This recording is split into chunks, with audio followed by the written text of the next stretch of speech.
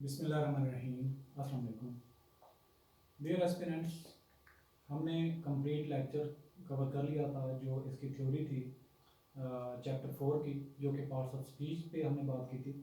अगर आपको उसके बारे में कोई कन्फ्यूजन हो तो आप कमेंट्स में पूछ सकते हैं। आई होप सो कि सेल्फ एक्सप्लेनेटरी था, उसमें कोई मुश्किल बात नहीं थी, हमने बात कर ली थी। अच्छा, जितनी भी अब तक आपकी पार्ट्स ऑफ स्पीच पे अंडरस्टैंडिंग हुई है, नो डाउट कुछ सवालात रह जाते हैं, कुछ प्रॉब्लम भी होते हैं जो अंडरस्टैंडिंग में इशू आ रहा होता है, लेकिन जब आप इसकी प्रैक्टिस करेंगे तो आपके लिए सोल्यूशन आसान हो जाएगा। तो आज की जो एक्सरसाइज हमने करनी है, सबसे पहले तो आप इसको 1 से लेके जितने तक भी आपके फिक्रात हैं, आई थिंक ये मेरे ख्याल में 16-17 फिक्रात हैं, तो आप इनको पहले खुद सॉल्व करें।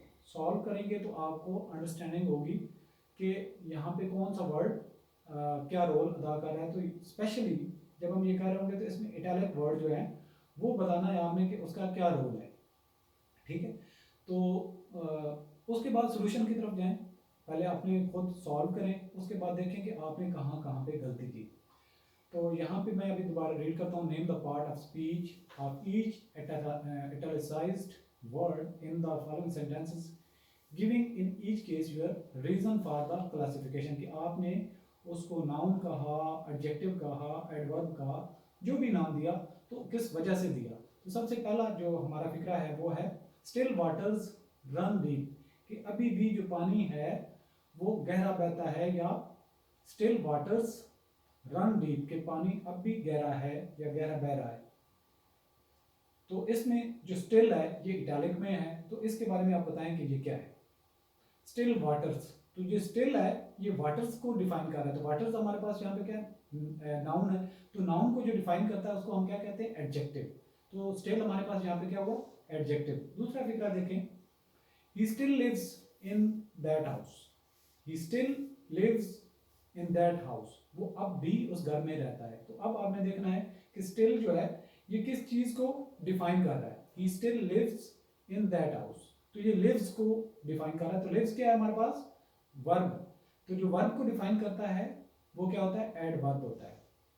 तो लिहाजा स्टिल हमारे पास यहाँ पे फिक्रा जो सेकंड है इसमें एडवर्ब के तौर पे यूज हो रहा है। तीसरे नंबर पे जो हमारे पास सेंटेंस है, after the storm comes the calm. After the storm comes the calm, के तूफान के बाद सुकून हो जाता है।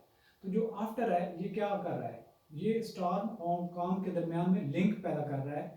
यानी कि स्टॉर्म क्या है, हमारे पास नाउन है, बाकी काम क्या है उसके फिक्रे के बाकी हिस्से के साथ जोड़ रहा है। तो हमने बात की थी कि जो नाउन या प्रोनाउन को फिक्रे के दूसरे हिस्सों के साथ, रोल के साथ जोड़े कि उसका क्या रोल है, फंक्शन है, तो वो क्या होती है, प्रेपोजिशन। तो ये आफ्टर हमारे पास क्या होगा, प्रेपोजिशन। नेक्स्ट हमारे पास चौथा फिक्रा जो है ये क्या है, the after effects of the drug are bad. The after effects of the drug are bad, के दवाई के असरात जो होते हैं वो बुरे होते हैं। तो इफेक्ट्स क्या है हमारे पास, नाउन है।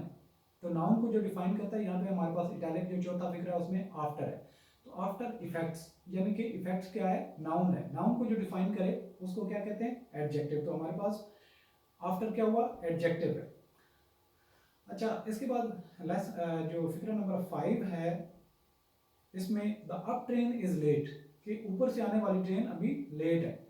तो ट्रेन क्या चीज है, नाउन है। नाउन को जो डिफाइन करता है एडजेक्टिव होता है, लिहाजा अप जो है हमारे पास क्या है, एडजेक्टिव है। फिक्रा नंबर 6 है इसके बाद, the weighs about, sorry, it weighs about a pound. It weighs about a pound, यहाँ पे अबाउट हमारे पास क्या है, इटैलिक में है, इसको हमने बताना है। It weighs about a pound. तो वेट्स क्या है हमारे पास, वर्ब है। तो वर्ब को अबाउट बता रहा है, यानी कि अबाउट के नज़दीक लगभग, यानी कि पाउंड के लगभग है ये वजन इसका। तो जो वर्ब को डिफाइन करेगा वो क्या होगा, एडवर्ब होगा। तो फिक्रा नंबर 6 में अबाउट हमारे पास क्या हुआ, एडवर्ब है। नेक्स्ट है हमारे पास, he told us all about the battle. तो यहाँ पे इटैलिक क्या है, अबाउट। ही टोल्ड अस, यहाँ पे देखो तो about the battle, the battle अलग है, ही टोल्ड अस ऑल ये अलग है। तो दो को आपस में जोड़ रहा है, या ये भी कह सकते हैं कि ही के साथ वो लिंक कर रहा है कि ही टोल्ड अस, उसने बताया उस जंग के मुतालिक, यानी कि ही का रोल डिफाइन कर रहा है। तो ये जब एक लफ्ज़ जो है वो नाउन को दूसरे के साथ उसका रोल डिफाइन कर रहा होता है तो वो क्या होता है, प्रेपोजिशन होता है। नेक्स्ट हमारा जो सेंटेंस नंबर 8 है, इसमें देखें तो he was only a yard of me. Of यहाँ पे हमारे पास क्या है, इटैलिक में है। He was only a yard of me, वो मेरे से तकरीबन 1 गज दूर था। तो यहाँ पे ही को मी के साथ लिंक कर रहा है और उसका रिलेशनशिप जो है वो बता रहा है कि कितना था उसका उनके दोनों के दरमियान में। तो ये ऑफ क्या होगा हमारे पास, प्रेपोजिशन। सेंटेंस नंबर 9 देखें, suddenly one of the wheels came of. तो यहाँ पे केम ऑफ जो हमारे पास इटैलिक में है, suddenly one of the wheels came of, suddenly one of the wheels came of.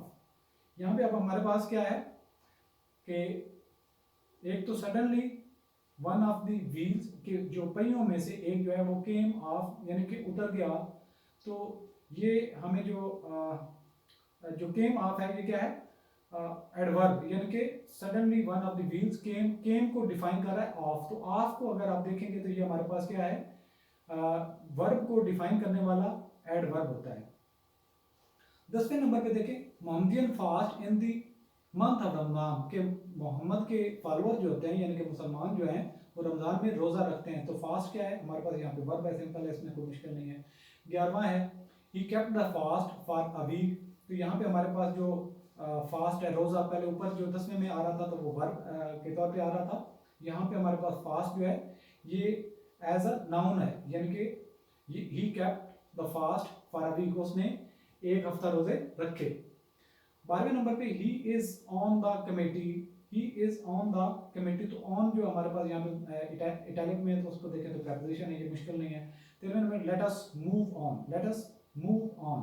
तो यहाँ पे ये जो 13 फिक्रा है हमारा, इसमें हमारे पास ये एडवर्ब है, he is late us move on. तो हमारे पास मूव को डिफाइन कर रहा है, मूव ऑन ये सिर्फ उसकी लोकेशन नहीं बता रहा बल्कि मूव करने को बता रहा है, यानी कि वर्ब को डिफाइन कर रहा है तो एडवर्ब होगा। नेक्स्ट हमारा जो है वो 14 सेंटेंस है, sit down and rest a while, sit down and rest a while. तो अ व्हाइल जो है हमारे पास ये इटैलिक में, व्हाइल, व्हाइल का क्या मतलब है, ये हमारे पास नाउन हो जाएगा। नेक्स्ट हमारे पास sentence number 15, I will watch while you sleep. तो यहाँ पे वाइल क्या है, I will watch while you sleep. तो ये दो हिस्सों को जोड़ रहा है तो ये कंजंक्शन हो जाएगा।